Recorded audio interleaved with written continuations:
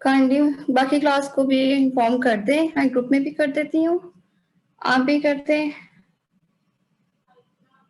Class join कर लें।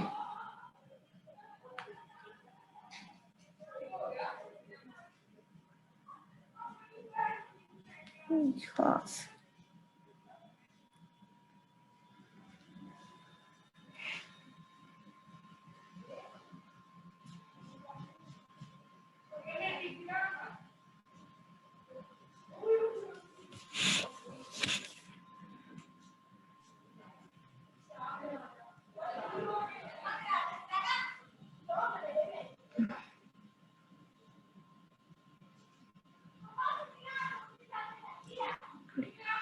Ma'am.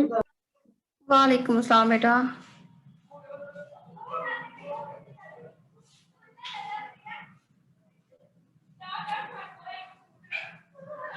Sorry class, मैं यूनिवर्सिटी गई थी और मुझे वहां पर थोड़ी सी देर हो गई, तो बाकी लेक्चर हम स्टार्ट कर लेते हैं।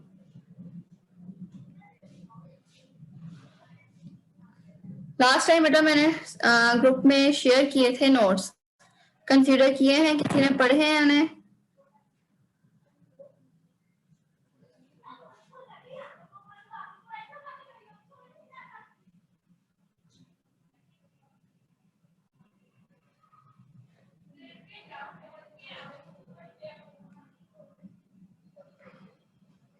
क्लास मैंने आपको बेटा लास्ट टाइम नोट्स शेयर किए थे, उसमें रेजिड्यू के बारे में डिटेल से मैंने लिखा था और बाकी भी टॉपिक्स जो थे कि किस तरह रेजिड्यू में जो वैल्यूज हैं वो बाकी जीरो आ रही हैं, प्रूफ भी था, तो वो आप लोगों ने कंसीडर किए हैं कि नहीं?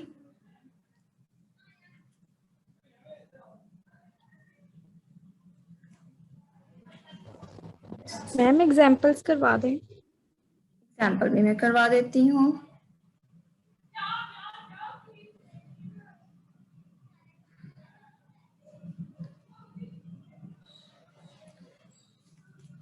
पेज बुक का क्या था?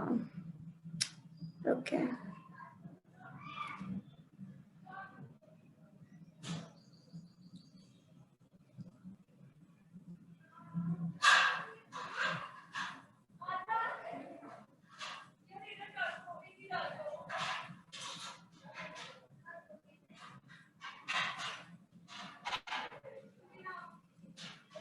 कॉम्प्लेक्स एनालिसिस, ठीक है।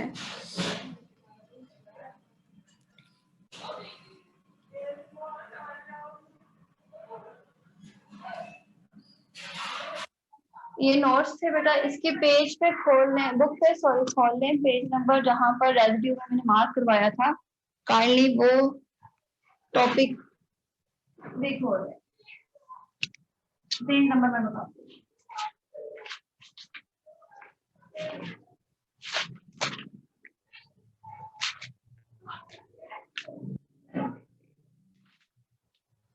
टू 29, जिनके पास 9th एडिशन है 229 पे आ जाए।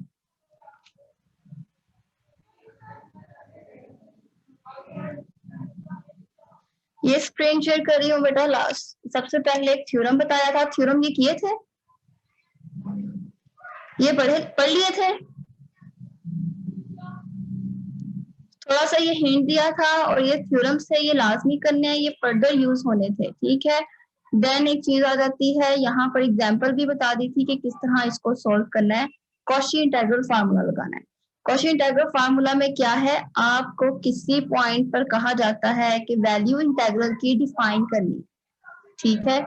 ये पूरा इंटीग्रल है, इसको सोल्व करने की बजाय आप फंक्शन की इस पॉइंट पर वैल्यू फाइंड करते हैं, ठीक है। दोबारा सुने, कॉची इंटीग्रल में क्या है, आपके पास एक इंटीग्रल आता है, इंटीग्रल है इस फॉर्म का, इस इंटीग्रल को सॉल्व करना है। इसको सॉल्व करने की बजाय इसकी जो वैल्यू होगी वो इक्वल आएगी फंक्शन की, ठीक है, जो यहाँ पर फंक्शन गिवन है, फंक्शन और उसकी वैल्यू जी नोट पर और मल्टीप्लाई बाय 2 पाई आयोटा। इसी तरह इसकी आगे एग्जांपल मैंने लिख दी थी, ये एग्जांपल थी। ठीक है, cos z over z square plus 9। अच्छा, अब यहाँ पर z माइनस जी नोट आना चाहिए था, z माइनस जी नोट की फॉर्म आनी चाहिए थी। इसका मतलब है ये पूरा फंक्शन था। ठीक है, यहाँ पर उसी इस फंक्शन को उस टाइप का बनाया और लास्ट में फंक्शन की जो वैल्यू है उसमें जी नोट की जगह जो पॉइंट पे इंटीग्रेशन फाइंड करने का कहा गया है वो पुट कर देना है। ये पूरा इंटीग्रेशन करने की जरूरत नहीं है। ठीक है, क्लास समझ में आई है बात के नहीं आई? ये पूरा फंक्शन था, सही। उसको कॉची इंटीग्रल में लिखा है जी माइनस, यहाँ पर जी नोट 0 के इक्वल है। अब इस फंक्शन की वैल्यू फाइंड कर लेनी है 0 पे, यहाँ पर वैल्यूज पुट कर देनी है और इस फंक्शन को मल्टीप्लाई कर देना है according to Cauchy integral definition के मुताबिक 2 पाई आयोटा से। ये जो जी नोट होगा, मकसद क्या है, ये इंटीग्रल पूरा इसकी वैल्यू डिफाइन करने, इसको इंटीग्रेशन करने की बजाय क्या करना है, सिंपल जी नोट पे फंक्शन की वैल्यू पुट की है और 2 पाई आयोटा से मल्टीप्लाई कर दिया। जो ये आंसर आया है वो पूरा इस इंटीग्रल को सॉल्व करेंगे तो उसके इक्वल आएगा। मैडम जैसे आपने क्वेश्चन नंबर 2 लिखा हुआ है उसमें मतलब जी नोट हम कैसे करेंगे, वहां पर भी 0? वहां पर अब ये जी है, अब ये आप कर सकते हैं z इज इक्वल टू 2 है, ठीक है, इसको या तो आप ऊपर ले जाए, ठीक है, ये असल में 0 z माइनस 0 हो सकता है कि नहीं हो सकता? ये सिंपल z है, जी मैम हो सकता है, हम लिख हो सकते सकता हैं। है ना? इसके साथ इसको ट्राई कर लेना, यहाँ पे तो सिंपल ही z माइनस 0 है। जी मैम। ठीक है, ये प्रोसीजर सारा इस तरह करना है, बिल्कुल इसी तरह एग्जाम्पल के साथ। क्या करना है, इस फॉर्म का ले आना है, इसको जो इंटीग्रल है वो इस तरह का आ जाए, देन उस पर जस्ट ये वैल्यूज पुट कर देनी है, that's it. Basically z naught की वैल्यू फाइंड करनी है, इस पूरे इंटीग्रल को जो इंटीग्रेशन है इसको डिफाइन करने की जरूरत नहीं है। ठीक है, जस्ट ये कॉची इंटीग्रल का यही है मकसद। फंक्शन है, सॉरी यहाँ पर पॉइंट है, इस दी नोट पर ये फंक्शन अनडिफाइंड है और ये पूरा इंटीग्रल की वैल्यू फाइंड करनी है, नहीं इसको सॉल्व नहीं करना, जस्ट जिस फंक्शन जिस पॉइंट पर फंक्शन अनडिफाइंड है, ठीक है, उस पॉइंट पर वैल्यू फाइंड कर लेनी है और 2 पाई आयोटा से मल्टीप्लाई कर दें। जो यहाँ पर वैल्यू आ रही है वो पूरा इस इंटीग्रल को सॉल्व करेंगे, वो इसके इक्वल आ जाएगा। आप लोग ये ट्राई करिएगा, इसका सोल्यूशन भी है, मैं फिर आप लोगों को शेयर कर दूंगी। ठीक है, ट्राई करना है, एग्जाम्पल मैंने यहाँ पर लिख दी थी। Okay ma'am. ठीक है, ये ट्राई करिएगा तो फिर बताइएगा। दूसरी बात आ जाती है evaluate integral. Last time Laurent series में पढ़ा था, लॉरेंट सीरीज में था फंक्शन को उसकी सीरीज की फॉर्म में लिखा जा सकता है, ऐसा ही है। बुक, आप लोगों की बुक एक मुझे देखने दे, ये रही,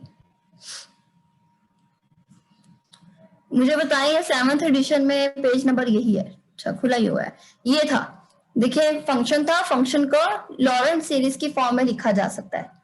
अब लॉरेंट सीरीज अगेन, ये जो B1 होगा ये क्या है, फंक्शन, ठीक है, गौर से बात सुनिए, फंक्शन, फंक्शन को सीरीज की फॉर्म में लिखना है, सीरीज की फॉर्म में लिख के ऐसी वैल्यू जहां पर z माइनस जी नोट की पावर 1 आ जाए, ठीक है, z माइनस जी नोट की पावर 1 आ जाए, वो आपने उसका कोफिशिएंट ये B1, ये रेजिड्यू होगा। ये सारी चीजें जो है पावर स्क्वायर में है, सो ऑन एन तक जा रही है, ये कैसे 0 हो रही है इसका प्रूफ भी बता दिया है। ये वैसे ही कॉची इंटीग्रल फार्मूला की वजह से 0 हो जाएंगी, ये जो इसका प्रूफ था ये भी बेटा मैंने आपको बता दिया है। नोट्स किधर गए,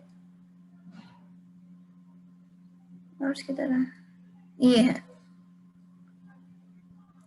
ठीक है, ये प्रूफ। अच्छा, इस प्रूफ में एक बात करनी है, लास्ट में मिस्टेक हो गई, ये n इज इक्वल टू 0 के लिए नहीं करना, ये रिमूव कर दे, ये गलत है चीज, ठीक है, n इज इक्वल टू 0 के लिए नहीं है। बाकी जो प्रूफ आता है कि बाकी टर्म्स कैसे 0 हो जाती है, ये सारा आ जाता है, सिर्फ जो n z माइनस a1 के लिए है, ठीक है, n इज इक्वल टू 1 है यहाँ पर, उसके लिए सिर्फ वैल्यू आ रही है, बाकी सब के लिए ये क्वेश्चन में बाकी सारी n की वैल्यूज के लिए ये 0 हो जाता है। ठीक है, तो ये चीज लॉरेंट्ज सीरीज की ये यहाँ पर यूज हुई है और यही कहने के बाद आगे रेजिड्यू थ्योरम में यूज करनी है। ठीक है, यहाँ पर मैंने लिखा भी हुआ है, since for analytic function this function can be written as Laurent series form. ठीक है, अच्छा फिर बाद में आ जाता है, ये भी 0 हो गया, ये 0। ठीक है, b1 और इसको जो वैल्यू डिफाइन की है अभी फाइंड की है ऊपर 2 पाई आयोटा के इक्वल आई है, ये वाला। ठीक है, सोल्व कर दिया था 2 पाई, जब n की पावर 1 है, सिंपल इंटेग्रल 1 ओवर, ठीक है, z minus a z note भी हो सकता है, यहाँ पर a लिख दिया है। ठीक है, मर्जी है आपकी। इसको करते हैं, सोल्व करते हैं तो आंसर 2 पाई आई आ रहा है, वो वैल्यू लिख दी। अब इस चीज को आगे फर्दर अप्लाई करना है कि फंक्शन की जो रेजिड्यू फाइंड करना है, वो बेटा आप बुक पे पेज नंबर निकाल लें, 229 है जिनके पास 9th एडिशन है।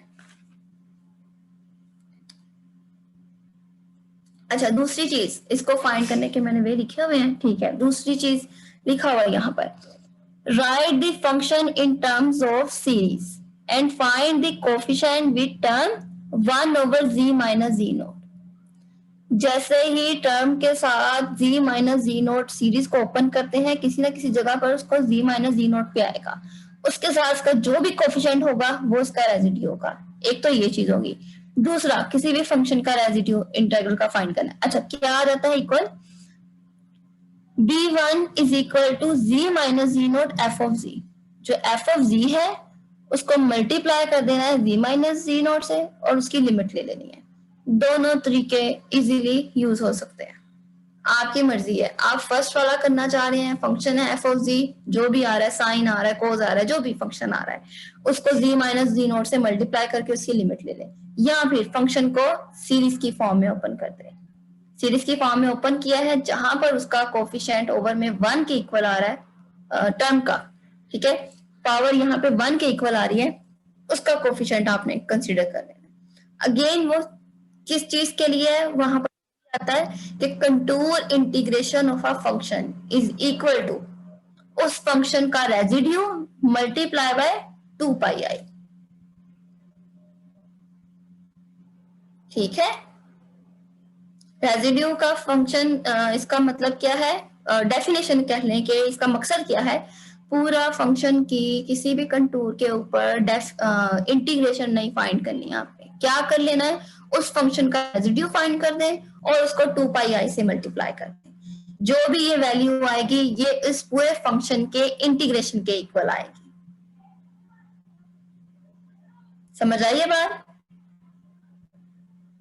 जी मैम इसे हम एक कंट्रोल निकाल सकते हैं, इसका मतलब है फंक्शन पर। हाँ, ये बात है। आप जो भी फंक्शन दिया जा रहा है, इंटीग्रेशन दी जा रही है, ठीक है, उसके ये कंट्रोल ऑफ इंटीग्रेशन दिया गया है, उस फंक्शन की पूरी कहा गया है कि इंटीग्रेशन फाइंड करें। उसको आप सोल्व करने की बजाय आप अगर फंक्शन है, फंक्शन को लॉरेंट्ज सीरीज में लिखते हैं, ठीक है, नहीं भी लिख रहे, लॉरेंट्ज सीरीज में नहीं करें, इस तरह अगर उसका रेजिड्यू फाइंड करें, रेजिड्यू को मल्टीप्लाई कर दें 2 पाई आई से, आंसर जो आएगा वो इस पूरे इंटीग्रल का आंसर होगा। अब यही एग्जांपल आप लोगों की बुक पे भी है इसी तरह की। ये देखिए, अच्छा एग्जांपल्स थोड़ी सी चेंज है। 7th एडिशन है ये वाला, और जो 5th एडिशन है यहाँ पर चेंज, मेरे पास जो है 9th एडिशन चेंज है। 229 पर देखें जरा बुक के,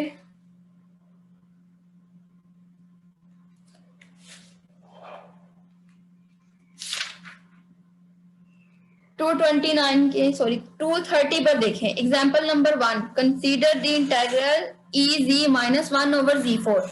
आप लोगों के पास बेटा 7th एडिशन है या 9th ही है?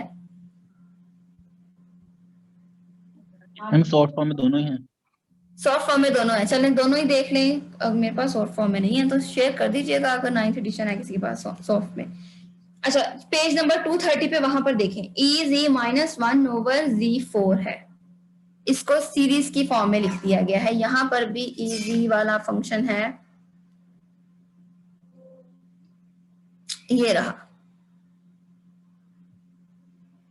एक्सपोनेंशियल है, उसकी पावर है 1/z²।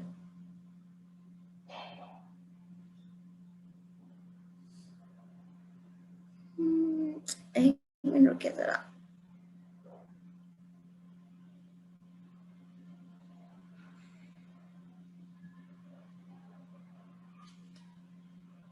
अब जो बात कही थी किधर क्या, ये यार फंक्शन है ई की पावर क्या है, z² है, ठीक है। अब इजी की इंटीग्रेशन सॉरी बेटा सीरीज फॉर्म क्या है, ये आ गई, सीरीज में लिख दिया। अब बात क्या थी, z² के लिए करनी है, ये उन्होंने z² के लिए। अब एक पॉइंट मैंने कहा था कि ओवर में 1/z जहां पर होगा उसका जो कोफिशिएंट होगा, ठीक है, सपोज यहाँ पर b1 उसका कोफिशिएंट है, वो कोफिशिएंट लेके मल्टीप्लाई करवा देना है 2πi से। अब ये जो उन्होंने सीरीज ओपन की है, ठीक है, ओपन किया, यहाँ पर देखिए 1/z कहीं पर नजर आ रहा है, यहाँ पर नहीं है, राइट, ऐसा नहीं है, इसका मतलब है 1/z जो टर्म थी उसका कोफिशिएंट बेटा क्या होगा, 0 में 0 होगा। 0 हो गया तभी ये टर्म यहाँ पर नहीं है, मिसिंग है, तो कोफिशिएंट 0 है, इसका मतलब b1 जो आ रही है, रेजिड्यू जो आ रहा है इस फंक्शन का, वो क्या है, 0 के इक्वल। अब 0 को मल्टीप्लाई करवा दे 2πi से, अगेन 0 है, तो इस पूरे फंक्शन की सॉरी इंटीग्रल की इंटीग्रेशन करने की बजाय ये जो फंक्शन था इसको सीरीज में लिखा और 1/z के साथ जहां पर इसका कोफिशिएंट आ रहा था वो कंसीडर किया, वो 0 था, तो पूरा इसको इंटीग्रेट करेंगे तो आंसर 0 के इक्वल आ रहा है। ये जो कॉशी थ्योरम है और ये सारे लॉरेंट सीरीज है, ये इसी तरह है, ये आपको इंटीग्रल जो हैं कॉम्प्लेक्स नंबर्स में उसको सॉल्व करने के इजी वे थ्योरम्स हैं ये सारे जितने भी हैं, ठीक है। अच्छा, आप लोगों ने क्या करना है कि ये एग्जांपल भी कर लेनी है और देखें आप लोगों की 230 पेज पर EZ -1/z4 है, 230 पे आए तो उसको भी सीरीज की फॉर्म में लिखा है। अच्छा, यहाँ पर मैक्लॉरेंट सीरीज में लिख दिया है, तो इसका मतलब है लॉरेंट सीरीज में नहीं भी लिख सकते, मैक्लॉरेंट अगर इजी है उसमें कर लें। अब देखें, and use it to write, kindly book पे देखें, EZ -1/z5 है, इसकी जो समीशन में सीरीज आ रही है zn-5 और n फैक्टोरियल है।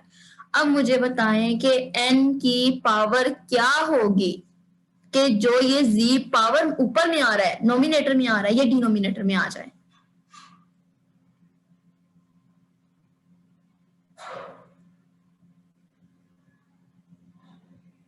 बेटा यहाँ पर समीशन देखें आ रहा है ना, समीशन है, फिर z की पावर n-5 है, सीरीज जो बन रही है वो इस तरह की बन रही है, ओवर n फैक्टोरियल है, 4 डिफरेंट वैल्यूज ऑफ n, ठीक है। Summation n is equal to जा रहा है 1 से इंफिनिटी, ठीक है,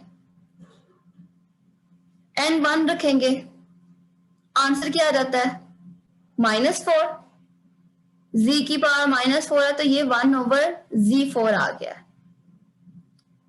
n 2 रखेंगे तो क्या आ जाता है, z की पावर -3, ऐसा ही है ना, तो फिर जाके 1/z3 हो जाएगा।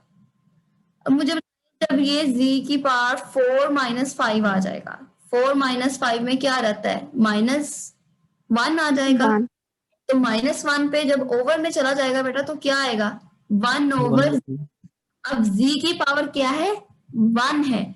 अब इसका जो कोफिशिएंट होगा, इसके साथ जो कोफिशिएंट है वो रेसिड्यू होगा, इसके साथ कोफिशिएंट कौन सा आ रहा है, ये वाला,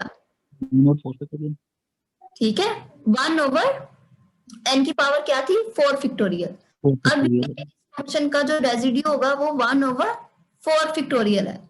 अब इस 1/4 फैक्टोरियल को मल्टीप्लाई कर दें 2πi से, ठीक है, 2πi से, तो जो भी ये आंसर क्या कहते हैं, एग्जांपल नंबर 1 का जो 4th इक्वेशन पे इंटीग्रल है उसका आंसर क्या आ गया है, ये चीज 2πi/4 फैक्टोरियल। उसको पूरे को सॉल्व नहीं किया, जस्ट उसको सीरीज की फॉर्म में लिखा है। सीरीज की फॉर्म में लिखना आता है कि नहीं आता?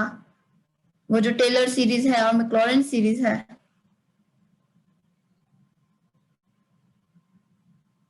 बेटा टेलर सीरीज और मैक्लॉरेंस सीरीज पढ़ी है कि नहीं पढ़ी?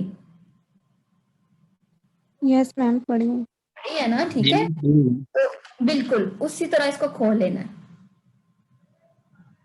सही है। आप देखें एग्जाम्पल नंबर जो 2 है और इसके साथ एग्जाम्पल नंबर 3 है बस, और यहाँ पर एक ये एग्जाम्पल नंबर 5 है और एग्जाम्पल नंबर आ जाती है 4 भी वही वाली है जो यहाँ पर 3 में लिखी हुई है, एक ही है। क्वेश्चन एक्सरसाइज में देखती हूँ, ठीक है। क्वेश्चन एक्सरसाइज में है क्वेश्चन नंबर 1, चेक करें।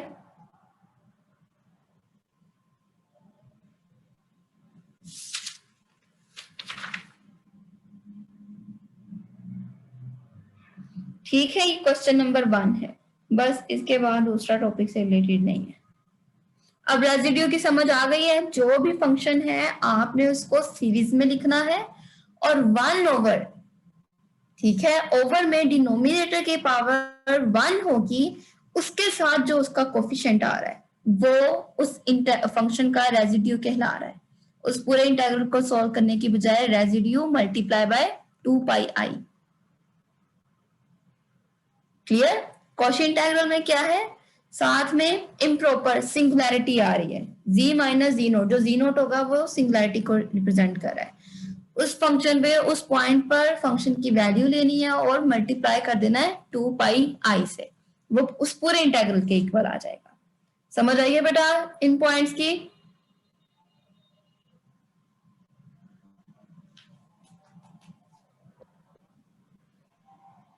बेटा समझ आए नहीं आए मुझे बताएं, कहाँ से नहीं, कहाँ से नहीं मुझे बताएं। हाँ जी,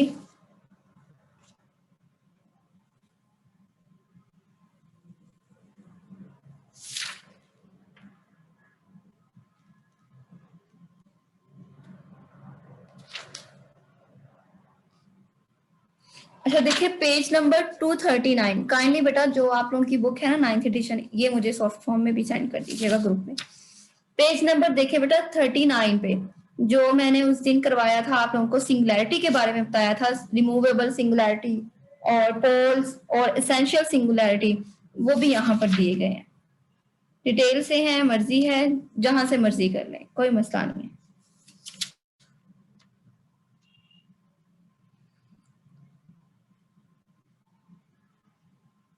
बात एक ही आ जाती है, जहां पर वो फंक्शन अनडिफाइंड हो जाएगा, रिमूवेबल में जहां पर फंक्शन की वैल्यू जो इंफिनिटी है, जहां पर अनडिफाइंड हो रहा है उसको रिमूव किया जा सकता हो, बस। अब एग्जांपल्स रिपीट कर दें, कौन कौन सी करनी है हमने? बेटा एग्जांपल बस रेजिड्यू की 2 एग्जांपल हैं, एग्जांपल नंबर 1 है, एग्जांपल नंबर 2 है, दैट्स इट। अच्छा 2 और 3 भी है, 2 और 3 भी है। यहाँ पर पेज पे 231 पर कोस हाइपरबोलिक के साथ है और यहाँ पर जो दी हुई है वो एक्सपोनेंशियल के साथ है। ये साइन के साथ भी आ जाएगी तो अगेन उसको सीरीज की फॉर्म में लिख देना।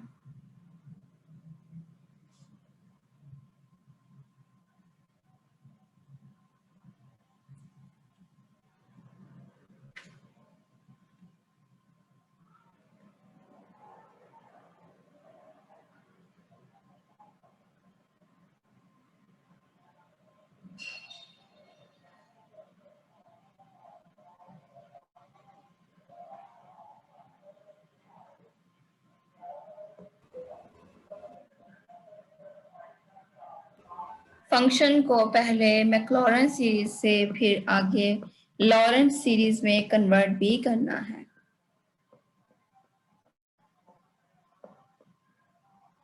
जो तो होते हुए वो, अदरवाइज मैक्लॉरेंस सीरीज ही कंसीडर कर लेनी है। अगर आप मैक्लॉरेंस सीरीज के थ्रू ही उस फंक्शन को लिख सकते हैं तो ठीक है, वेल एंड गुड। जैसे कोस हाइपरबोलिक ऑफ जी है, यहां पर देखें, सॉरी एक्सपोनेंशियल ये है मैक्लॉरेंस सीरीज में e की पावर z के साथ, और ये उसने लॉरेंस सीरीज में लिख दिया है, कोई मसला नहीं है। आप अगर e की पावर z की बजाय 1 ओवर z, चले ठीक है, बेटा समझ आ रही है बात की?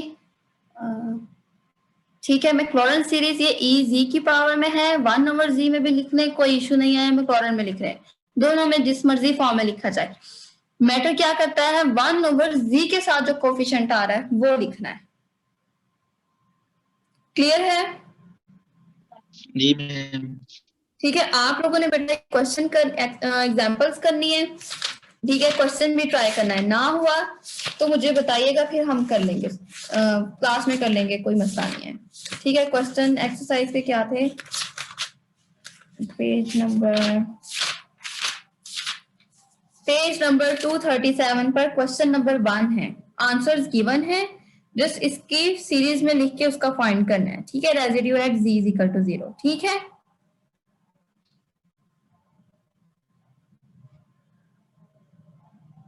सॉल्व करिएगा, फिर मुझे बताइएगा, अगर हुए तो ठीक है, अदरवाइज फिर क्लास में डिस्कस कर लें, ऐसे कोई ऐसा मसला नहीं है। क्लियर बेटा? किसी को कोई क्वेश्चन पूछना हो तो बताएं।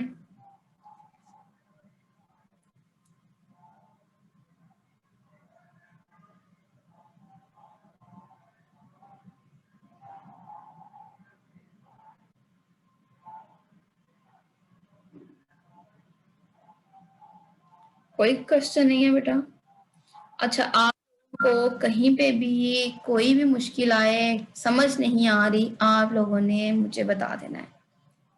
ठीक है, मैं किसी को कुछ नहीं कहूंगी, आप लोगों को कहीं पे समझ नहीं आ रही तो वो डिस्कस कर लिया करेंगे, वो ऐसा कोई इशू नहीं है।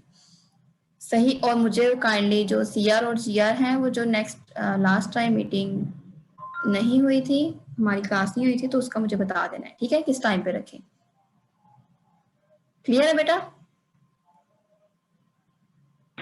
Okay ma'am. ठीक है, अल्लाह मैम हाफिज। कंडीशन में जो हाँ जी, मैम हाँ जी, हाँ 9th जी, में जो 3 एग्जांपल थी वही करनी है ना हमने, और एक हाँ जो जी और बेटा, सिर्फ 3 एग्जाम्पल, 1 2 3 रेजिड्यू की। Okay ma'am. ठीक है, और क्वेश्चन नंबर 1 भी है, एग्जाम्पल 3 ही है। Okay ma'am.